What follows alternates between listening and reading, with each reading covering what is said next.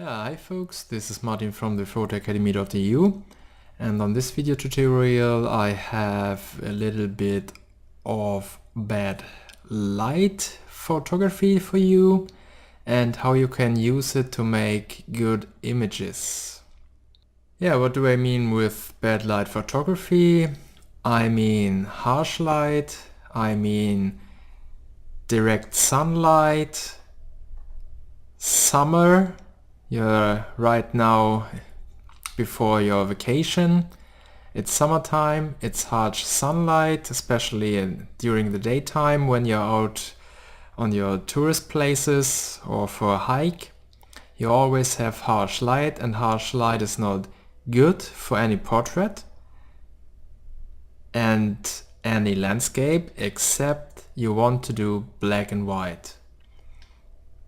I always, or most of the time, use this daytime, this period of the year to do a lot of black and white images, and I will show you some of my favorite images I do during this summertime on vacation or on the weekends when I'm out for a hike or something like that. And here we have one example. It's directly into the sun, but with a tree in front of it, a dead tree. But I like this kind of silhouette, and there are many more examples you can think of shooting against the light source, in this case sunlight.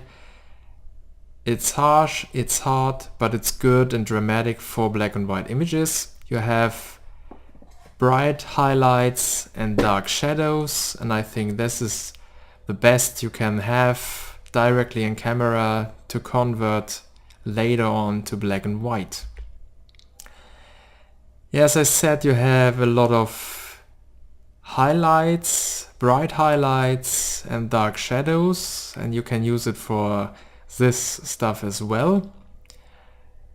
There are reflecting areas of this wheels here, they're steel wheels, and you have on the other side a very deep black in the shadows. This is good to have. You have structure, forms, and there are a lot out in the areas where you are, where you can find this kind of stuff, where you can use this bad light and convert to black and white to make it a good image. Like this rusty chain, it's very good if the light is going across this rusty chain. You can see all the structure, and there's not a lot to do in post. Just convert to black and white, go up with the clarity, and you're done. Like here it's the same. In color it's a very boring picture. In black and white I like it. It's a lot of lines that you have. Bright highlight areas, shadow areas, a little bit in the midtones as well. It makes a good black and white image. Something like this. If you have clouds in front of the sun during the daytime on the shoreline, you can use this there in the mountains or in the coast areas. There you have a lot of clouds going on. You can wait a little bit, have the cloud in front of the sun, and you can use this for specular dramatic sky, and then a little bit of a good light going on into the front, that you have a good light for your subject in the front area, mid area, and the very far away. Like here, very dark, rich blues in the sky, very soft clouds going on, and you can use this to convert to a very dramatic black and white, otherwise it's a very boring image in color.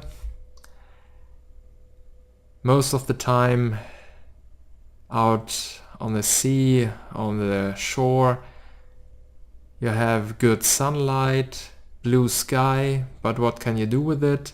Blue sky is not always as good as you want to have it to shoot. You want to have dramatic clouds, but if you have this soft fluffy clouds in the sky and you convert to black and white, you can use it to have a good white and something in the midtones for the blue areas, or more dramatic, of course, very different clouds or leading lines. Because of the sunlight you have a good shadow, and then you have rich shadow areas that you can use for leading lines. You have a little bit of silhouette going on. Same here, it's going across this wooden planks, and then you have the structure there. You can see all the structure and the cracks from the wood. It's very nice to have silhouettes.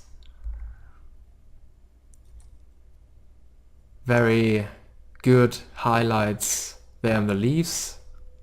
The rest is just black. So this is what it makes a black and white. You have rich shadows and bright highlights. Dramatic clouds, if you're on the right spot. As I said, in the mountains or at the sea, you always have something going on there with the clouds. Highlights and shadows, silhouettes, all the stuff you can use. Long exposure during daytime as well, no problem with this. So I like this stuff, do it quite often. Long exposure during the daytime and then convert to black and white. And you have a little bit of cloud going on. You see all the light beams from the sun that are passing through the clouds.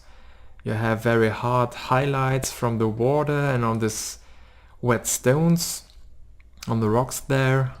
On the other side you have very deep shadows. It's very hard, it's harsh light, but especially for black and white it's good to have. Same here, reflecting areas going up into white, and on the other side you have just blacks, and then a good something in between with the midtones.